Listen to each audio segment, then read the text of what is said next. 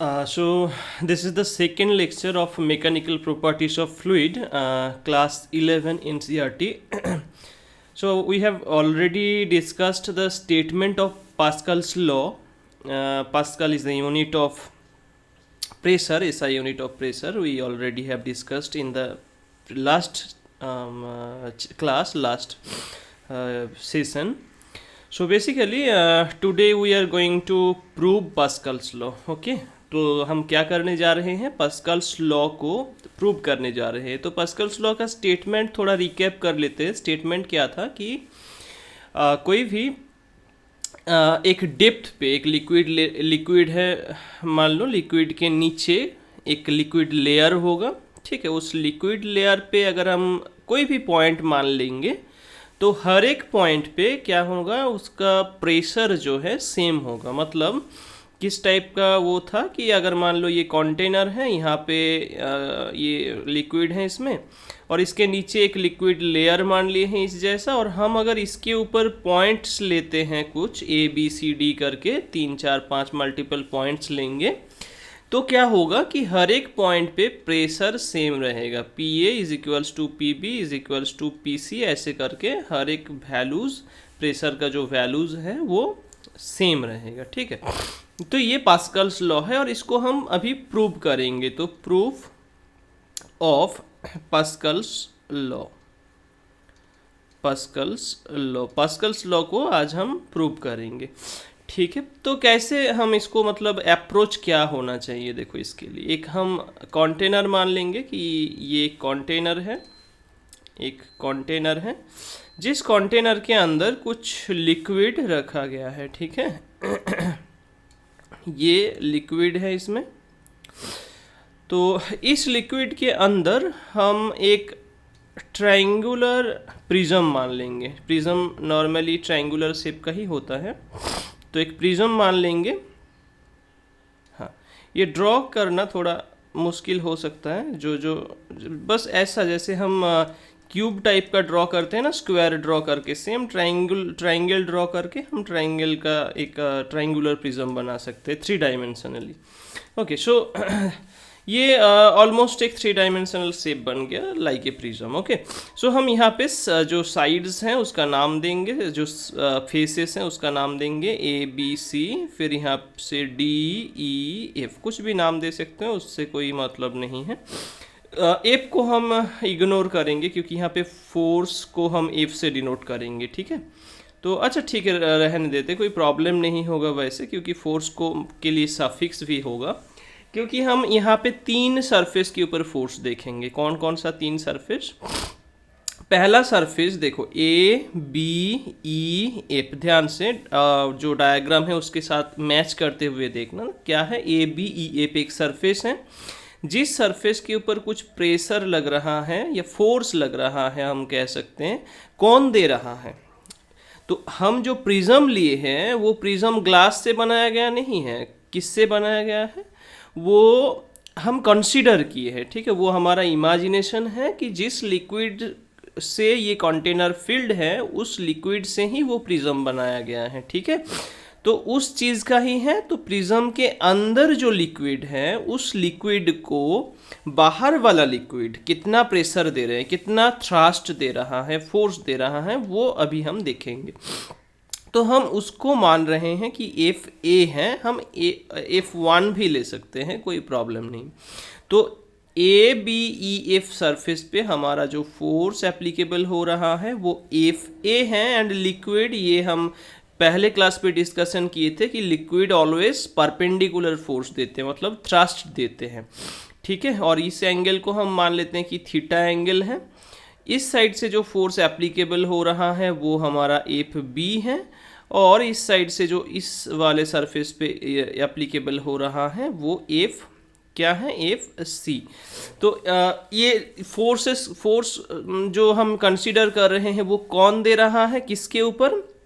External liquid, external मतलब जो उस प्रिज्म के बाहर है, वो रिमेनिंग लिक्विड किसके ऊपर, प्रिज्म के अंदर जो लिक्विड है उसके ऊपर, ठीक है। तो बाकी जो फोर्सेस है उसको भी बोल देना होगा कि A C D F surface पे हम फोर्स लगा रहे हैं एफ बी, और B C D E surface पे फोर्स है एफ सी, ठीक है। तो ये फोर्सेस हैं। अभी हम कंपोनेंट पे ब्रेक करेंगे कौन सा फोर्स को, एफ ए को, क्योंकि देखो यहाँ पे एफ बी का जो डायरेक्शन है वो अपवर्ड है, एफ सी का डायरेक्शन लेफ्ट साइड पे है, ये एफ बी का डायरेक्शन और ये एफ सी का डायरेक्शन है ना। अगर हम एक पॉइंट से कंसीडर करते हैं सारे चीज़ को, सारे फोर्सेस को, मतलब ये इनिशियल पॉइंट्स जो हैं फोर्सेस का, उसको हम क्या कर रहे हैं, एक जगह पे कंसीडर कर रहे हैं।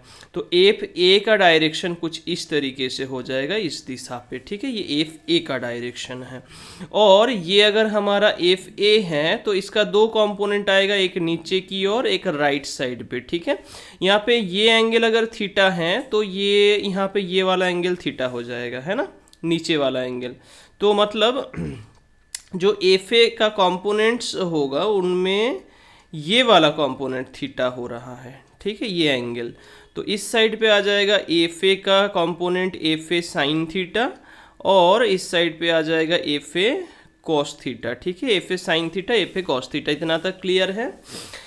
तो अभी क्योंकि ये जो प्रिज्म है या लिक्विड है वो कहीं मूवमेंट नहीं कर रहा है, ठीक है। पास्कल्स लॉ कहाँ पे वैलिड है, जहाँ पे लिक्विड इज एट रेस्ट, ठीक है, लिक्विड को रेस्ट पे रहना होगा। तो उस सिचुएशन पे क्योंकि लिक्विड मूव नहीं कर रहे हैं, इस सिचुएशन पे हम क्या बोल सकते हैं कि लेफ्ट साइड पे जितना फोर्स राइट साइड पे उतना फोर्स, तभी तो मूवमेंट नहीं होगा। बोथ साइड से फोर्स इक्वल होगा तभी मूवमेंट नहीं होगा। तो यहाँ पे हम बोल सकते हैं कि upward force F B is equals to F A cos theta, मतलब अपवर्ड फोर्स डाउनवर्ड फोर्स को बैलेंस कर रहे हैं, and F C is equals to F A sine theta, ठीक है। और थीटा यहाँ पे बहुत नेग्लिजिबल है, बहुत ही स्मॉल है। क्यों स्मॉल है, बिकॉज देखो हम पास्कल्स लॉ प्रूव करने जा रहे हैं। पास्कल्स लॉ क्या कहे थे कि लिक्विड लेवल जो है सेम लेवल होना चाहिए, है ना, कि सेम लिक्विड लेयर या सेम लिक्विड लेवल पे फोर्स जो होगा वो सेम है, मतलब प्रेशर जो है हर एक पॉइंट पे वो सेम है।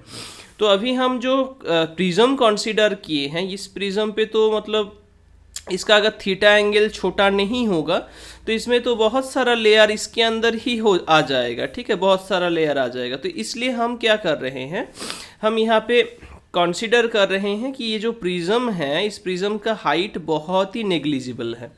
इस प्रिज्म का हाइट बहुत ही अगर नेग्लिजिबल है तो उस सिचुएशन पे हम उसको एक प्लेन पे ही है ऐसे कंसीडर कर सकते हैं, है ना। तो इस लॉजिक को यूज़ करते हुए हम आगे जा रहे हैं, ठीक है, कि वो एक प्लेन के ऊपर है। तो F B equals to F A cos theta, F C equals to F A sine theta हम लोगों को मिला। और बाकी जो सरफेस एरिया है, क्योंकि हम लोगों को प्रेशर को इक्वल करना है ना, हम लोगों को P A is equals to P B is equals to P C, ये सब ये प्रूव करना था। मतलब तीन जगह पे ही प्रेशर जो है, तीन सरफेस पे प्रेशर जो है वो सेम है, वो हम लोगों को दिखाना होगा। तो उसको दिखाने के लिए हम क्या करेंगे, एरिया की ज़रूरत पड़ेगा अभी, है ना, क्योंकि फोर्स तो हम निकल चुके हैं हर एक सरफेस पे। तो अभी प्रेशर कहाँ से मिलेगा, तो प्रेशर का फॉर्मूला क्या है, लास्ट क्लास पे बोले थे, pressure is force by area, force per unit area. तो जैसे कि ये तुम लोगों के लिए नया हो सकता है, एक चीज़ सोचो कि एरिया क्या है, एरिया मतलब स्केलर क्वांटिटी है या वेक्टर क्वांटिटी है। Area is a scalar quantity, है ना, पर कभी कभी वो वेक्टर होता है। अभी ये कभी कभी क्या है, कहाँ पे वेक्टर होता है, मतलब ये भी क्या पॉसिबल है कि कभी कभी हम इसको, जैसे मास इज ऑलवेज स्केलर, तो क्या मास को हम कभी कभी के लिए वेक्टर मान सकते हैं, ऐसा पॉसिबल नहीं होगा, ठीक है। तो हम किस सिचुएशन पे एरिया को वेक्टर बोलते हैं, जब बहुत ही छोटा सा हम एक सरफेस लेते हैं तब हम बोलते हैं। जैसे एग्जाम्पल के तौर पे हम समझा रहे हैं, जैसे मान लो ये एक चेयर है, ये अगर एक चेयर है, इस चेयर पे जो ये सरफेस दिख रहा है ना, ये जो सरफेस दिख रहा है, या फिर जिस फ़ोन पे तुम, या फ़ोन पे, लैपटॉप पे, टैब पे, जिसमें भी क्लास कर रहे हैं, उसका जो सरफेस है ऑलमोस्ट प्लेन दिखता है, लेकिन माइक्रोस्कोपिक व्यू पे अगर देखोगे तो वो ऑलमोस्ट प्लेन वाला नहीं चलेगा। टोटली प्लेन मतलब परफेक्टली टू डायमेंशन होना चाहिए। क्या होना चाहिए? परफेक्टली टू डायमेंशन होना चाहिए। एक सरफेस एरिया पे कोई वॉल्यूम मतलब हम लोगों को नहीं मिलेगा कि मान लो ये सरफेस एरिया हम लिए हैं, ठीक है, ये एक टेबल का सरफेस है, मान लो टेबल का सरफेस है, देखने में लग रहा है कि ये पूरा एकदम स्ट्रेट प्लेन सरफेस है, बट इसका माइक्रोस्कोपिक व्यू देखोगे तो कुछ इस टाइप का मिलेगा। मतलब सरफेस एरिया जो है उसमें वो पूरा टू डायमेंशन नहीं है। और सरफेस एरिया का जो डायरेक्शन होता है, जो हम बोल रहे हैं कि एरिया कभी कभी वेक्टर है, तो उसका डायरेक्शन क्या है? Direction is the perpendicular to the plane. मतलब अगर हम यहाँ पे डायरेक्शन इसमें हम परपेंडिकुलर ड्रॉ करें, इसमें हम परपेंडिकुलर ड्रॉ करें, तो देखेंगे कि सेवरल डायरेक्शंस मिल रहा है सरफेस एरिया का। तो पर्टिकुलर डायरेक्शन होगा तभी वो वेक्टर कहा जाएगा, है ना। Vector is that quantity which has a value as well as a particular direction, ठीक है। पर्टिकुलर डायरेक्शन नहीं होगा तो उसको हम वेक्टर नहीं बोलेंगे, ठीक है। पर्टिकुलर डायरेक्शन होने से ही उसको वेक्टर कहा जाए। तो किस टाइम पे ये जो टेबल है वो हमारा, हम बोल सकते हैं कि वो टेबल का एरिया जो है वो वेक्टर है, किस सिचुएशन पे? तो हम जब छोटा सा एरिया लेंगे, छोटा मतलब बहुत ही नेग्लिजिबल, जैसे कि ds, है ना। जो नॉर्मली डिफरेंशिएशन तो किए होंगे, अगर एक x जो है, x एक वेरिएबल है तो उसका डिफरेंशिएशन होता है dx। ये बहुत ही छोटा है, ठीक है, टेंस टू 0 मतलब नेग्लिजिबल, इनफाइनाइटेसिमल स्मॉल होता है ये, राइट। तो वो उस सिचुएशन पे इस सरफेस के ऊपर अगर हम छोटा सा एक एरिया लेते, बहुत छोटा सा, तो उस जगह से जितना भी हम ड्रॉ करेंगे मतलब उसका डायरेक्शन परपेंडिकुलर के लिए, तो वो सब कुछ पैरेलल होगा, मतलब सिमिलर डायरेक्शन पे जाएगा, राइट। तो बेसिकली यहाँ पे दो चीज़ यहाँ से तुम लोगों को सीखने को मिला, क्योंकि तुम लोग क्लास 11 पे पढ़ाई कर रहे हो। फर्स्ट ऑफ ऑल, एरिया जो है एक स्केलर क्वांटिटी ही है, लेकिन अगर हम एरिया को बहुत स्मॉल लेंगे, छोटा सा एरिया, तो उस टाइम पे क्या होगा? वो वेक्टर क्वांटिटी होगा। सेकंड क्या सीखने को मिला? सेकंड चीज़ ये है कि एरिया वेक्टर जब हम लेंगे, एरिया को जब वेक्टर लेंगे, तो उस टाइम पे उसका डायरेक्शन क्या होगा? उसके साथ परपेंडिकुलर, मतलब ये हमारा हाथ है, मेरा हाथ है ये, इसके साथ परपेंडिकुलर जो होगा, ये इस पेन का जो डायरेक्शन है ये ही हो जाएगा किसका डायरेक्शन? सरफेस एरिया का डायरेक्शन। Very good. तो यहाँ पे हम जो फोर्स कंसीडर किए थे, मैं क्या कहा था कि लिक्विड जो है वो on the surface perpendicularly force देते हैं। तो F A, F C, F B जो फोर्सेस हैं वो तो परपेंडिकुलर हैं, मतलब हमारा जो एरिया वेक्टर होगा वो क्या होगा? वो इस एफ ए के साथ पैरेलल होगा, है ना। ए अगर मानेंगे तो वो उसके साथ पैरेलल होगा। ये मान लो इसका एरिया, इस सरफेस पे हम को सफिक्स यूज कर रहे थे सी, तो एरिया के लिए ए और सफिक्स को सी, तो उस सरफेस का जो एरिया होगा वो ए सी है। मतलब डायरेक्शन क्या होगा? Direction is the parallel to the force F C, है ना, एफ सी के साथ पैरेलल ही होगा, तो ए सी। सेम तरीके से इस सरफेस का मतलब डायरेक्शन क्या होगा? एफ बी के साथ parallel is A B. And similarly अगर ये तीन वेक्टर भी पैरेलल है, एरिया वेक्टर करके हम अगर इसको पैरेलल है और कंपोनेंट पे तोड़ते हैं, तो सेम तरीके का रिजल्ट आएगा यहाँ पे भी कि A B is equals to A cos theta and A C is equals to A sine theta. मैं जस्ट इसको देख के लिख रहा हूँ लेफ्ट साइड पे जो लिखे हैं, क्योंकि एफ ए और ए पैरेलल है, एफ बी और ए बी पैरेलल है, तो वो तो सेटिस्फाई करना ही होगा, वेक्टर का रूल है वो, ठीक है। तो वो दोनों को सिंपली लिख दिए हैं। अभी हम लोगों को चाहिए क्या था? हम लोगों को क्या चाहिए था कि हर पॉइंट पे, हर सरफेस पे प्रेशर सेम है, ये प्रूव करना था, है ना। तो हम क्या करेंगे? हम सिंपली प्रेशर पी ए के लिए लिखेंगे F A by A A, F A by A A, ठीक है। पी बी जो लिखेंगे, पी बी कितना हो जाएगा? पी बी कितना हो जाएगा? F B by A B, right, force upon area.